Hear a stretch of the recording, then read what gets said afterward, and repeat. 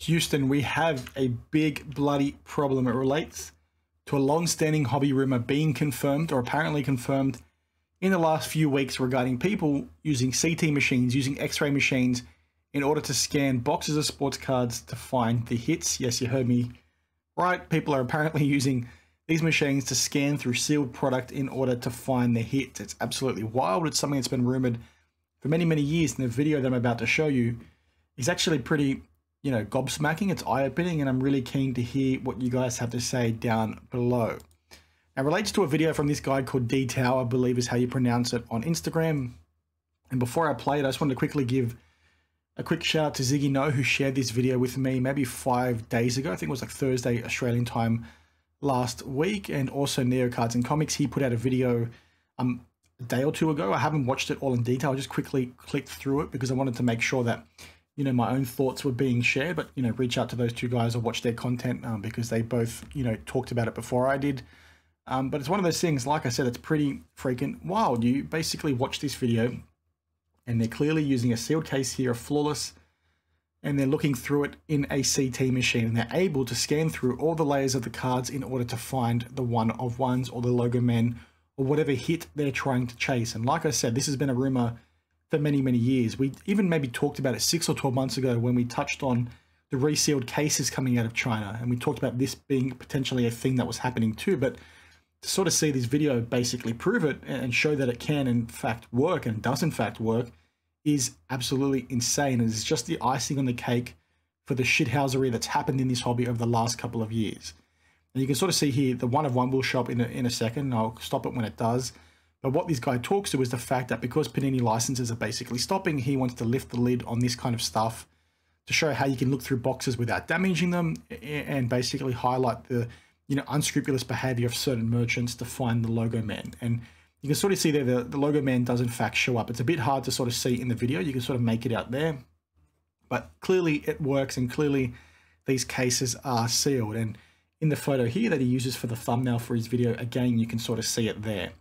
Now, I'm not sure why the comments aren't showing up on the post when I look at it here, but if you do want to check it out, there are comments here with people asking questions too about, whether they can spot things like serial numbers on the case and the like. But this is just absolutely insane, and just goes to things we've talked about, for a long time on this channel, the avenues that people will go down in order to defraud people, to scam people in this hobby, and they just come up with creative ways in order to do it. We see this crazy behavior when it comes to people, reselling products, stealing cards, scamming people online, and then now you've got people basically using CT machines to sort of find this sort of stuff. It's just crazy, and it scares me to think about, how long this has been happening for. Like the guy sort of says there, it's a speculative way without the loss, because clearly they're using this sort of thing.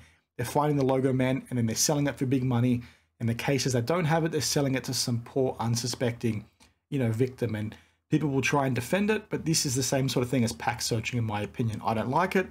I think it's, a bad thing to be doing, and in a lot of cases it's fraud, and I think this might constitute fraud, if I'm being, perfectly honest with you, because I think this falls into, the whole deceptively selling somebody something that is defective goods or the like. I can't think of it right now, but you guys get, where I'm going. But to sort of have this proven to work and be feasible is just insane, because this is something that's been talked about a heck of a lot in the last few years. There's like rumors in the blowout threads. You'll see this talked about in videos that people are actually doing this sort of stuff, but to see it is just mind-boggling. And in my opinion, is basically the icing on the cake for, the shithousery within this hobby. You've got people, scamming customers at card shows. You've got people stealing cards at card shows. You've got people reselling cases. You've got hobby boxes basically being, priced out for the average collector. And then, when they do in fact buy one for themselves, they feel like they don't get the hits, and then they go ahead and watch the big time breakers. And whilst they do buy a heck of a lot of product, they see the big time breakers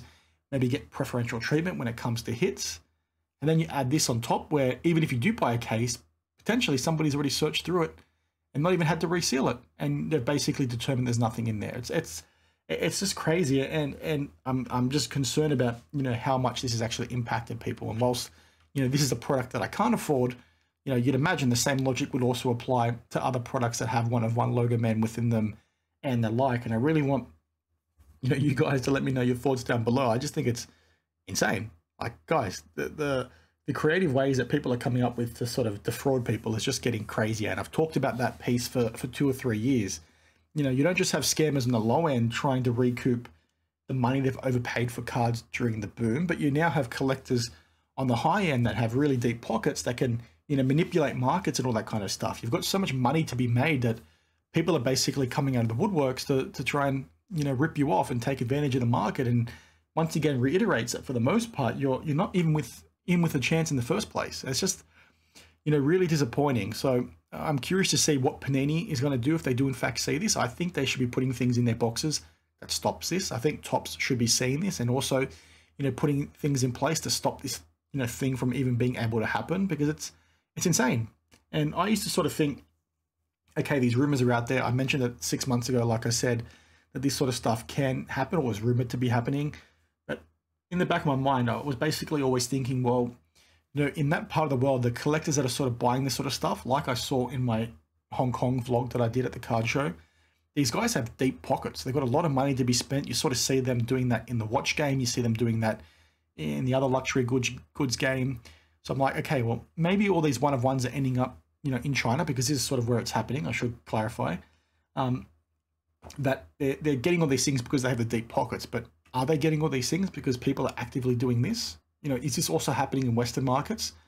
Probably so. I think we're ignorant to think it's only happening in one part of the world, but I want you guys to let me know your thoughts. You know, another clear-cut example of sort of hanky-panky going on in this space, and it's just crazy to sort of see it in practice. And you know, I don't know what else to say.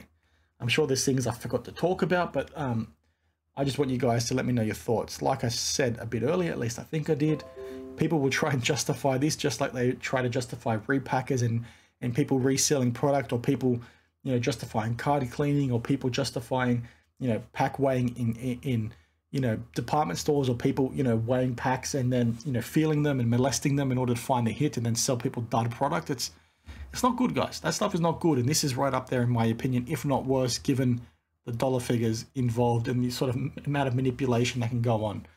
So, you know, like I said, thank you to Ziggy for actually sharing this with me 4 or 5 days ago. I've been really sick the last week.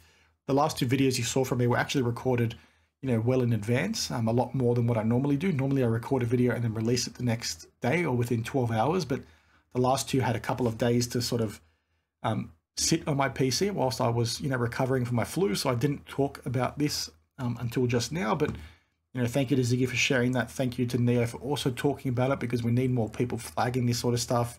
Like I said, I haven't watched Neo's video in detail. I'll go ahead and do that now to see if he covered anything that I didn't. But, you know, as always, guys, thank you for watching, and I'll see you in the next one. Cheers.